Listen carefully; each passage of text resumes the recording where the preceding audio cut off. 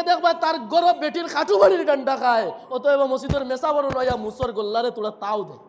একজন মসজিদের ইমাম দেখা যায় এই হামসায়ার 60-70 পরিবারের মানুষ তখন, অতএব 60-70 পরিবারে মনত করেন তারা বিয়া করে রাখছেন মসজিদের মেসা। পায় সবচেয়ে গাঁর সবচেয়ে বড় সুদকুর যেগু, সবচেয়ে বড় মুনাফিক যেগু, অগুরে এই গাঁর প্রেসিডেন্ট বানাইতে লাগে, নইলে গাঁত মাইল লাগি যায়। মেসাবে সুন্দর কাপড় লাগাইলে কইবা খে আল্লাহ ওয়াস্তে দিছইন, আবার বাদ যদিন লাগাইবা কইবা আমরার মসজিদের ইমাম থেকে আর গাদ্দা কোনো ইমাম পাইছি না। এরা ওলা বিপদি ভাই, যদি বেশি খাইন তাইলেও বিপদ মেসাবর, পেট মোটা কম খাইলেও বিপদ মেসাবে। এখন খানি চালি দিছল আরেক ঘর দাওয়াত হয়তো বা আছে। আমার হুরুতা ফালরা বেটা নাই মসজিদের মেসাব। এই মক্তব শিক্ষার শিক্ষক জৈন এনরে আমরা শুধু রাখি মসজিদের ইমাম বাবিয়া ওলা জানিমা, কিন্তু এনর দায়িত্ব রাখি আমরা 132টা। কিতা কিতা দায়িত্ব? এক হইল ইমাম, আবার এই খতিব, আবার এই হইলা গিয়ে এই মসজিদের পাহারাদার, আবার এই মসজিদের খামলা, মসজিদের খেজমতদার, আবার আমার হুরুতারে বিয়ানে ফালরা আর একজন বেটা।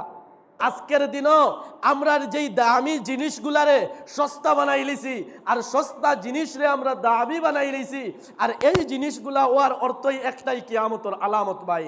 কিয়ামতর আগে আমরা গাঁত মুরব্বী হলে কইতা আগাটে গাট হইব, আমানু মানু আইব, এই অবস্থা আমরা আই গেছে গিয়া। এর মানে ছোট্ট যে জলের বোতল আমরা লই মাত্র 10 টাকা দিয়া আধা লিটার পানি, এই আধা লিটার পানি কিন্তু 10 টাকা হইতে পারে, কিন্তু এই পানি ছাড়া আমার জীবন রক্ষা হইতো না। অনেক সময় ইলা দাঁড়ায় ওই নিনা না, পানি হইল, পানির আরেক নাম জীবন। আর এই জীবন যেই জিনিস একটা হইল পানি, অতএব পানির দাম 10 টাকা।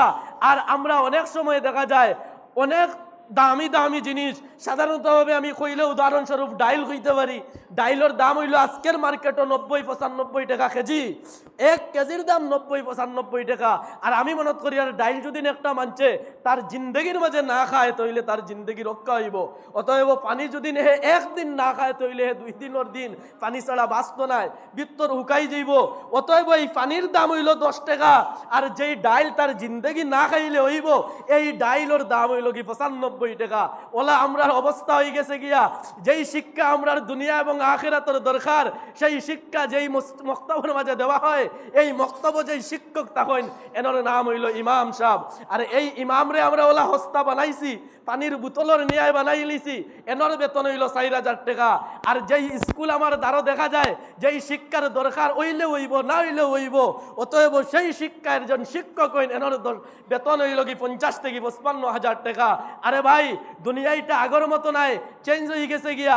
আর এই পরিবর্তন মানেই হইল কিয়ামতের আলামত, যার কারণে আমরা অন্ততপক্ষে যারা সুশীল সমাজ আছি এরার কাছে আমি অনুরোধ করবো আমরা যাতে এই পরিবর্তন আনি। যদি এই পরিবর্তন আমরার মাঝে না আয় তাইলে আগামী দিনও আপনারা ইয়াদ রাখবা, আমরার এই ছোট ছোট বাচ্চারা যখন মক্তব শিক্ষা থেকে হরি যাইব, আর এরা যখন মক্তব থেকে দূরে হরব, আর যখনই মক্তবর শিক্ষক সকল মক্তব থেকে দূরে হরি যাইবা, এই সময় আমরার মাঝে দিনদারি থাকতো নাই। আমরার হুরুতায় আমরা মারা যাওয়ার পরে আমরা শ্মশান আলিয়া জ্বালাইতো না সেফ মাটি দিত, এই জিনিসটা তার কাছে থাকতো নাই। আর এই মাইন্ডসেট তার পরিবর্তন হয়ে যাইব গিয়া, যার কারণে আমি অনুরোধ করবো আমরা যাতে অন্তত পক্ষে দুনিয়ার থাকা অবস্থায় আমরা ব্রেইন এখনো ঠিক আছে, এখনো আমরার কাছে ধর্মীয় শিক্ষা আছে, যার কারণে আমরার হুরুতারে ওলা আমরা যাতে ধর্মীয় শিক্ষার দিকে আগ বাড়াই। আর মসাব যারা মক্তবর শিক্ষক এরারে পানির তুলনায় কম দামি মনত না করিয়া, এরারে জেলা আমরা কম দামি মনত করি, আর এলা যদি এরারে কম দামি মনত করি, আগামী দিন এরারও একটা ব্যক্তিগত সবর সেলফ মানে রেসপেক্ট আছে, এই সেলফ রেসপেক্টও যখন আঘাত পড়ব এরা মক্তব থেকে সরি যাইবা। আর যখন এরা মক্তব থেকে সরি যাইবা তখন আমরার হুরুতারে সুশিক্ষা দেবার মতন একজন মেসাব আমরা তুকাইয়া পাইতাম নাই। আর যখন এরারে তুকাইয়া পাইতাম নাই তখনও আমরার হুরুতায় তারা দিনই শিক্ষা তিত্তা মিট্টা কিচ্ছু বুঝতে নাই, ফরজ কোনখান, ওয়াজিব কোনখান, সুন্নত কোনখান, নফল কোনখান তারা বুঝতো নাই। আর যখনও তারা বুঝতো নাই তখনও আমি মারা যাওয়ার পরে গাঙ্গ হয়তো বা ইটা মারি ফেলাইতো না মাটির তলে সেপ মাটি দিত, ইটা তারা শিখতো নাই। যার কারণে এই মক্তব শিক্ষার শিক্ষক জৈন এনরে আমরা শুধু রাখি মসজিদের ইমাম বাবিয়া ওলা জানিমা, কিন্তু এনর দায়িত্ব রাখি আমরা 132টা। কিতা কিতা দায়িত্ব? এক হইল ইমাম, আবার এই খতিব, আবার এই হইলা গিয়ে এই মসজিদের পাহারাদার, আবার এই মসজিদের খামলা, মসজিদের খেজমতদার, আবার আমার হুরুতারে বিয়ানে ফালরা আর একজন বেটা। এই যে আমরা মাইন্ডসেট হইছে ভাই, একটা পরিবর্তন করতে লাগবো। আমার হুরুতা ফালরা বেটা নাই মসজিদের মেসাব, আমার হুরুতারে আমি জন্ম দিছিলাম ওকটারে মানুষ হিসাবে সুশিক্ষা দিয়া একটা মানুষ হিসাবে রূপান্তরিত করার একজন আমার প্রাণের ভাই হইলা আমার বক্তব্য ইমাম। আমি যে একজন নাদুবুদু আয়া মসজিদে উবাই আমার ইক্তাদাই তু বিহাদাল ইমাম কইয়া যার পিছনে উবাই এনোর উসিলাই কিয়ামতের দিন আমি গাঁট পার হইতাম। অতএব এরারে আমরা খেলার ফুতুল ভাবি লাইছি। এরা ওলা বিপদি ভাই, যদি বেশি খাইন তাইলেও বিপদ মেসাবর, পেট মোটা কম খাইলেও বিপদ মেসাবে। এখন খানি ছাড়ি দিছল আরেক গেল দাওয়াত হয়তো বা আছে। এই যে অবস্থা খেনে ভাই, মেসাবে সুন্দর কাপড় লাগাইলে কইবা খে আল্লাহ হস্তে দিছই, আবার বাদ যদি লাগাইবা কইবা আমরার মসজিদের ইমাম থেকে আর গাদ্দা কোনো ইমাম পাইছি না। এই যে আমরার মাইন্ডসেট এখানে খেনে ভাই, আমরা এটা পরিবর্তন করতে লাগবো। কারণ একজন ইমাম বাদশাহ এনরে ইমাম আরবি শব্দ, এই নইলা বাদশাহ। অতএব এই বাদশাহ যে এনর লগে আমরা এত নোংরা ভাষা কেন? একজন স্ত্রী যখন বিবাহ করা হয় একজন মানছে, তখন এই স্ত্রী তখন একজনের, মনে করুন আব্দুল আলিয়াস তাইন বিবাহ করছেন, তার স্ত্রী তখন একজন, এইনর সম্পূর্ণ বরণ পোষণ দেন একজন স্বামীরে।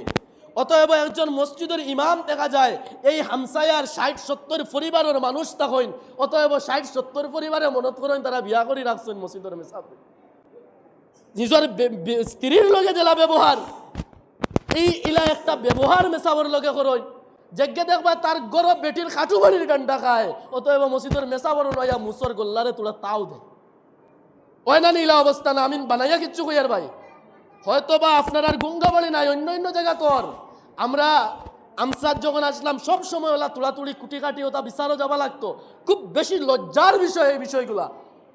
আমরার এই মাইন্ডসেট হয়ে গেছি, যতক্ষণ পর্যন্ত আমরা দেখি পরিবর্তন হইছি না ততক্ষণ পর্যন্ত আমরা রেখেও পরিবর্তন করাইতে পারতো না।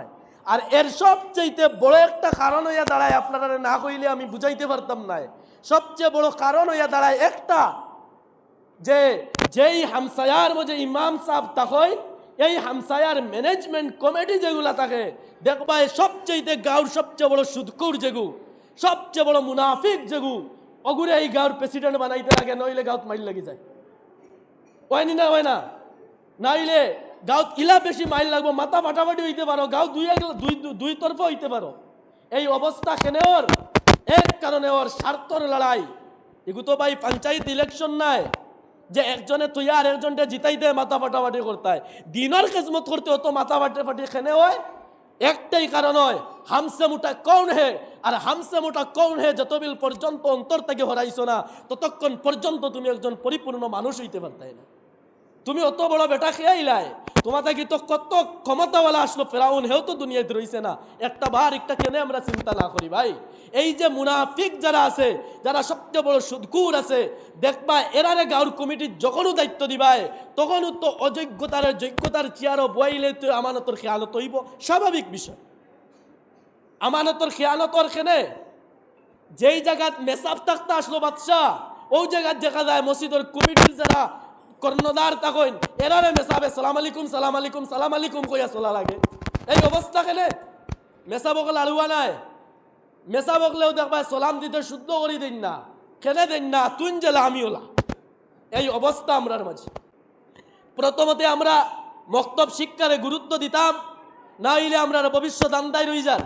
দ্বিতীয়ত আমরা মক্তব শিক্ষার শিক্ষক যেই এই আমরা পানির তুলনায় এনরে কম দামি, এনরে আমরা অভদ্র ব্যবহার করিয়া, এনর লগে খেল খেলামির ব্যবহার করা ছাড়িয়া এরারে ইজ্জতর ব্যবহার রাখিয়া এরারে যাতে আমরা একজন ইমাম মানে বাদশাহ, এই বাদশারে বাদশাহী ব্যবহার রাখিয়া এরারে যাতে আমরা মায়া করি। এই অবস্থায় যদি আমরা পরিবর্তন না হই তাহলে ভবিষ্যৎ আমরার অন্ধকার, এই ভবিষ্যতের অন্ধকার থেকে ফিরিয়া আইতে হইলে এই সমস্ত মাইন্ডসেটরে আমরা পরিবর্তন করতে লাগবো।